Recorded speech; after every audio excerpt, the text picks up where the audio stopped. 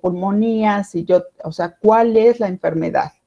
¿Cuál es la causa de todos esos síntomas que yo estoy manifestando? ¿Sí? Hay una diversidad de autores que van manejando el sentido de los problemas, ¿sí? Pero bueno, ¿qué es un problema? Pues es la dificultad que debe ser superada. Se identifica o se explica posteriormente y que se elimina o neutraliza. Para Hugo Cerda, podemos partir de una diferencia entre lo real y lo ideal, ¿sí? Aquí los emoticonos nos están diciendo, bueno, lo ideal es que tú tengas una pareja y que tengas una relación amorosa y que todo sea color de rosa, ¿sí? Pero la realidad es que con mi pareja siempre me estoy peleando, siempre estoy discutiendo, no soy feliz y entonces la realidad se aleja de una relación amorosa ideal. Y eso me dice, ojo, algo está pasando, ¿sí? Yo tengo problemas, soy infeliz, esos son los síntomas, pero ¿cuál es la causa? ¿Por qué no logro entenderme con mi pareja?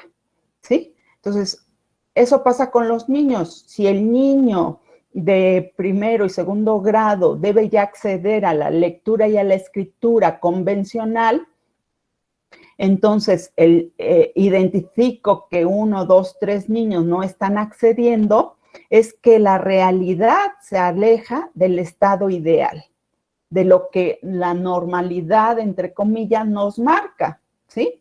Ya su compañera, por ejemplo, en el caso de sexualidad, decía, bueno, en sexto grado ya empiezan a ver esta temática, y entonces, ¿qué pasa con los niños? ¿Cómo ayudarlos a entender la salud sexual? ¿Sí?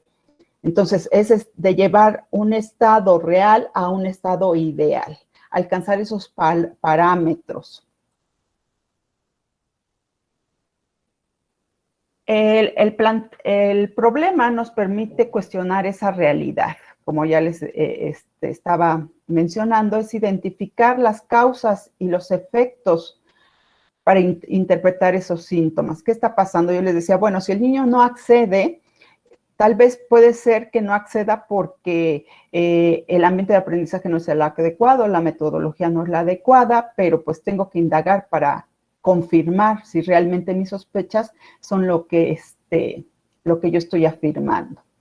Luego tengo que jerarquizar esas causas para valorar la factibilidad de resolverlo. Es decir, dónde yo puedo intervenir como investigador, dónde yo puedo influir para que se modifique esa causa.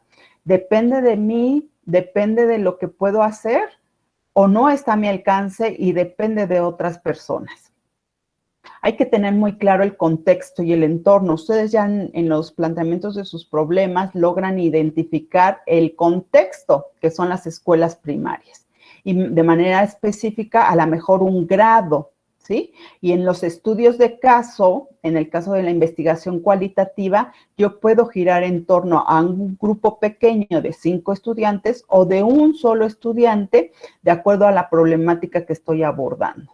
Entonces, es importante definir a los sujetos de estudio, con quién voy a trabajar, con los niños, con el docente, alguien por ahí ya mencionaba en el caso de la educación a distancia, a los padres de familia, ¿quiénes van a ser mis informantes? ¿Quiénes son los sujetos o los informantes que me van a permitir atender esta problemática?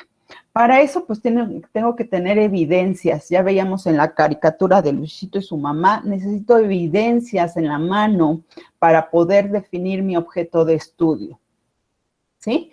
Tengo que medir mis poderes como investigador y reconocer mis límites. Eso implicaría delimitar el estudio y valorar la viabilidad del mismo, de lo que ya nos hablaban sus compañeros en referencia a Hernández Sampieri y otros.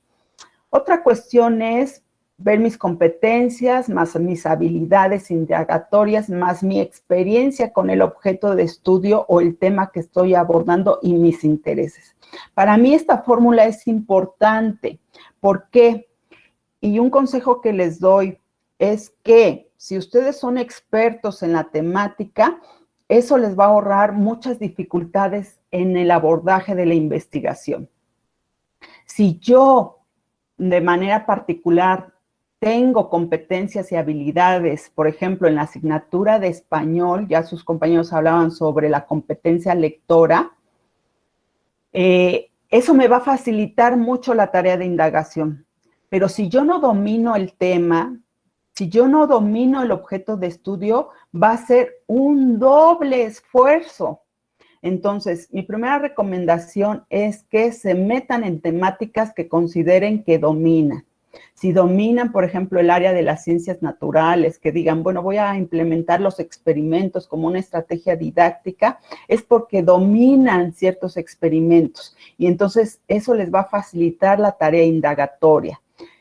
Si no dominamos, por ejemplo, la educación sexual, eso me implicará un mayor esfuerzo. No es imposible, escuchen bien, no es imposible, pero sí me demandará un doble esfuerzo, porque además de dominar la metodología de la investigación, tengo que ponerme a estudiar sobre el tema de sexualidad o sobre mi objeto de estudio.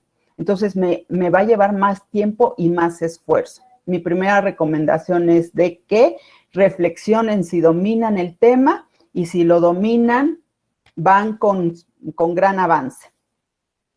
Otro es por optar un enfoque metodológico. A partir del problema, ya con Hernández Sampieri nos hace la distinción sobre las características de un enfoque y otro, ¿sí? En uno podría yo medir a través de instrumentos prediseñados o ya estandarizados una variable o la vinculación de dos variables en el enfoque cuantitativo.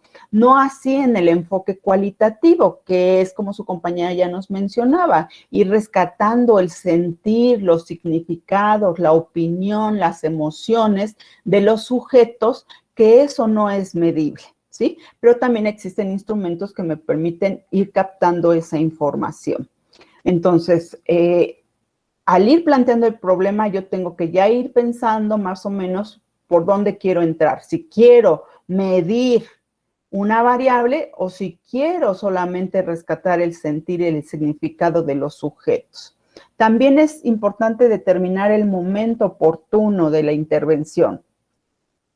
Vuelvo a repetir, la dinámica que estamos viviendo actualmente no nos permite a lo mejor este punto, pero sí ir analizando otras vías de información para que podamos lograr el objetivo. Y luego, algo importante es formular los supuestos o las hipótesis iniciales. O sea, ¿cómo creo yo que puedo dar solución a ese problema? ¿Sí? Y eso nos va a permitir identificar con mucha claridad la problemática y, como decía Cerda, pues tener el mayor avance de la investigación ya con un planteamiento más claro. Bueno, vuelvo a repetir, tenemos por ejemplo el síntoma, un estudiante de tercer año de primaria no logra leer y escribir. ¿Cuáles son las causas? Bueno, puede ser que exista un retraso en su desarrollo infantil, que haya carencia de un ambiente alfabetizador a su alrededor, que existan inadecuadas estrategias didácticas. Y entonces esto nos cambia el sentido de la investigación, ¿sí? Si yo me voy a centrar en el niño, en los ambientes alfabetizadores o en el docente, ¿sí? ¿Cuáles son los efectos de esta causa? Pues bueno, que puede existir un deficiente desempeño académico del estudiante y no solamente en el curso de español, sino en las demás asignaturas, porque la lectura y la escritura son herramientas instrumentales que nos permiten acceder a otros contenidos. En el caso, también puede existir otro efecto que es la baja autoestima y la reprobación.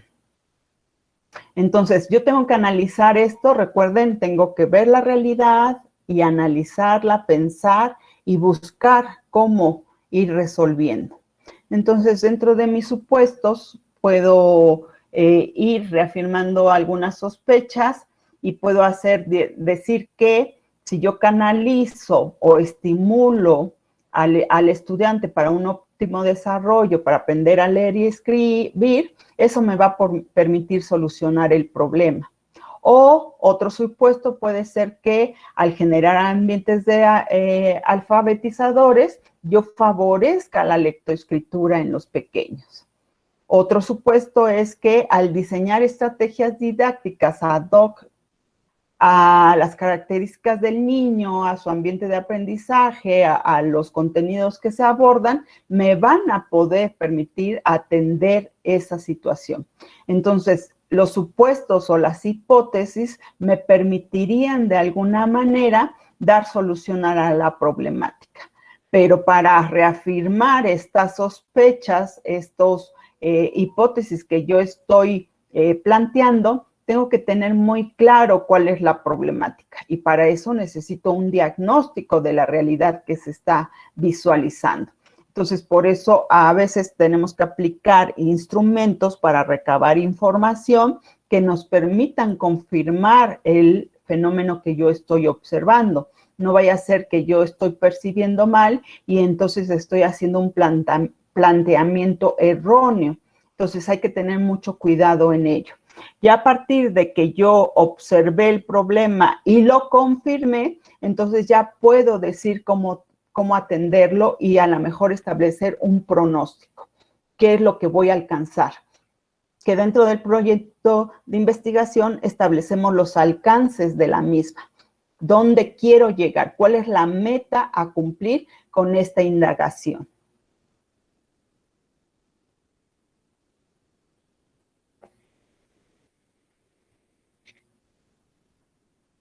Bueno, entonces volvemos a regresar. Tenemos que resolver, conocer la problemática, ver qué motivos originan la ruptura, por ejemplo, en esta relación de pareja, cómo lograr salvar la relación de la pareja dañada, cuándo se llega a presentar la ruptura en la pareja, por qué se acaba el amor, qué es el amor de pareja, cómo los factores externos inciden en una buena relación de pareja, cuáles son sus estrategias para mantener la llama del amor encendida, por qué se mantiene el amor. Bueno, en relación a este planteamiento que ya veíamos de las relaciones de parejas, ¿sí? Yo puedo tener muchas direcciones en tratar de resolverlo. Y entonces vamos a ver más adelante los alcances de la investigación. Si yo nada más me quiero quedar en conocer el fenómeno, que sería un alcance exploratorio, descriptivo, y me quedaría yo nada más en decir qué es lo que está pasando, en tratar de describir el problema, de conocerlo, o si lo quiero resolver. Y entonces, si lo quiero resolver, me puedo ir a un estudio correlacional o a un estudio explicativo, que más adelante con Sampieri los vamos a ver los niveles de consolidación de la investigación, ¿sí? De alcance de la investigación. Entonces, yo también tengo que ir definiendo cuando voy planteando ese problema. Entonces, es muy diferente, ¿sí? Definir qué es el amor de pareja a, por ejemplo, descubrir qué motivos originan la ruptura de la relación de pareja. El ir planteando estas preguntas me va definiendo qué camino voy a tomar en la investigación. Porque yo a lo mejor, ¿qué es el amor de pareja? Me voy a investigar en documentos de psicología y que me permitan explicar este objeto o fenómeno de estudio, y a lo mejor voy y le pregunto a una pareja o a varias parejas, ¿qué es el amor para ustedes? ¿Sí? Si yo me quedo con qué motivos originan la ruptura en la relación de pareja, también pues voy a hacer una indagación, pero aquí sí tendría que ir con personas a lo mejor que ya se divorciaron o noviazgos rotos, ¿sí? Cambian los sujetos, vean, que me den información de qué motivó la ruptura de su relación amorosa.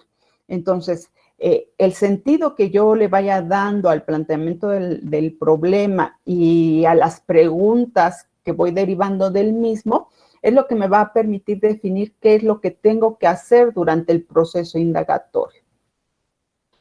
Por ejemplo, aquí que dice cómo lograr salvar una relación de pareja dañada, pues a lo mejor me tendría sí que ir a la literatura, investigar, pero tendría que a lo mejor indagar con terapeutas de relaciones que tratan de salvar a las parejas para que me digan qué es lo que les funciona o qué no les funciona, ¿sí? Y así pasa con los niños, igual con el fenómeno educativo. Tengo que aclarar muy bien hacia dónde voy a ir caminando.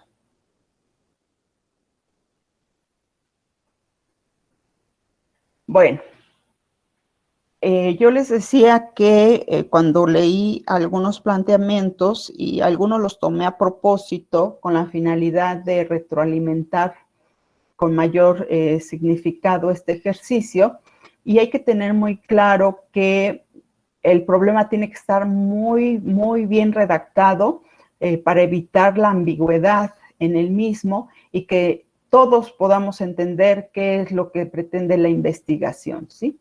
Entonces dice, para Hernández Sampieri, el planteamiento del problema es el centro, el corazón de la investigación, dicta o define los métodos que vamos a trabajar. En el caso de Bernal, en el 2010, dice que en investigación el problema es todo aquello que se convierte en un objeto de reflexión y sobre el cual se percibe la necesidad de conocer y, por tanto, de estudiar. No es algo disfuncional, molesto, negativo, sino todo aquello que incite a ser conocido, pero teniendo en cuenta que su solución sea útil, es decir, buscando una respuesta que resuelva algo práctico o teórico. Podemos tener muchas definiciones del planteamiento del problema, pero lo que tenemos que cuidar es que sea muy claro, muy específico y que, sobre todo, sea viable, ¿sí?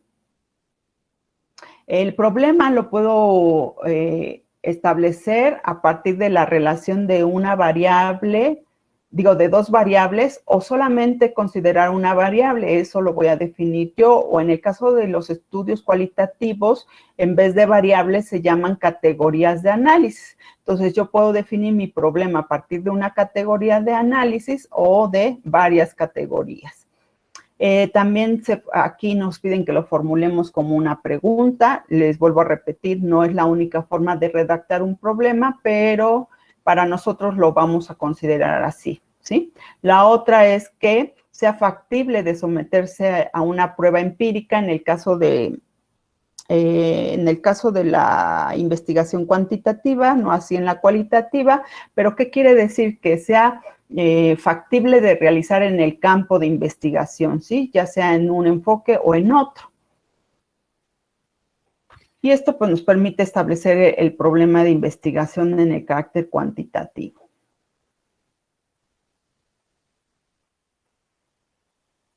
Aquí tenemos algunos alcances. Dice, el síntoma, un estudiante de tercer año de primaria no logra leer ni escribir. Yo puedo explorar, solamente definir qué es la lectoescritura y en qué niveles debería estar un estudiante de tercer año de primaria. Puedo describir cómo se desarrolla el proceso de lectura o se debería desarrollar en este nivel, desde un alcance correlacional, cuál es la relación entre el proceso de lectoescritura y el desempeño de mis estudiantes. Es decir, aquí tengo dos variables, por ejemplo. Uno es el proceso de lectoescritura y otra es el desempeño de mis estudiantes. Entonces, al articularlos yo en mi investigación, quiero ver cómo una variable impacta en la otra o qué relación tiene. En el caso de un estudio de alcance explicativo, aquí tendría que cuestionar por qué los alumnos no consolidan el proceso de lectoescritura y entonces explicar las causas que lo pueden estar originando. Esto lo van a encontrar en Sampieri. Esto es muy claro en los estudios cuantitativos, el alcance exploratorio, descriptivo, correlacional y explicativo.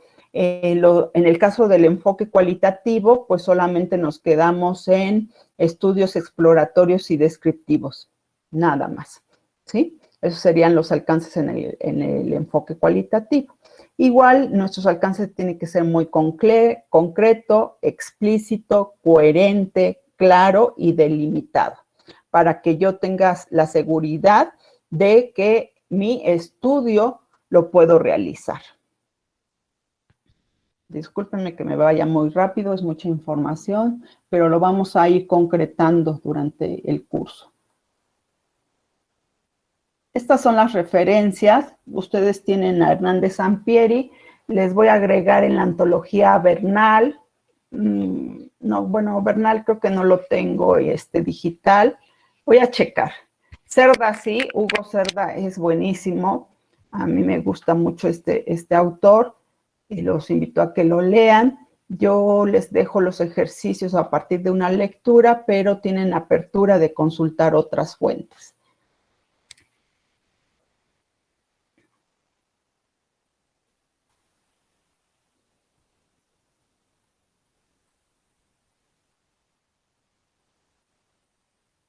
Entonces, recordemos las características del problema. Y para ello me voy a ir a compartirles otro documento. Y esto quiero que lo tengan en cuenta. Primer tip, vamos a llamarles tip. El primer tip es que van a plantear una pregunta, ¿sí? Con signos de interrogación. Así van a plantear su enunciado con una pregunta. Después vamos a tener una pregunta base, que puede ser cuál, cómo, por qué, cuándo, con qué. Ustedes lo van a definir de acuerdo al sentido que le quieran dar a su estudio. No deben de perder las unidades de análisis o sujetos. Aquí está con rojo. No deben de perder tampoco lo que son las variables o las categorías de análisis. Ahorita yo no quiero meterme si va a ser cuante o quali, pero vayan visualizando esa parte.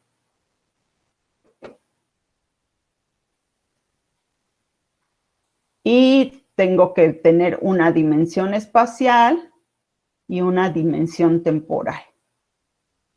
Entonces, son 6 tips. Primero, mi problema debo plantearlo como una interrogante. Debo ponerle una pregunta base. Tengo que poner muy claro mis variables o categorías de análisis. Voy a resaltar a mis sujetos, a mi dimensión espacial y temporal.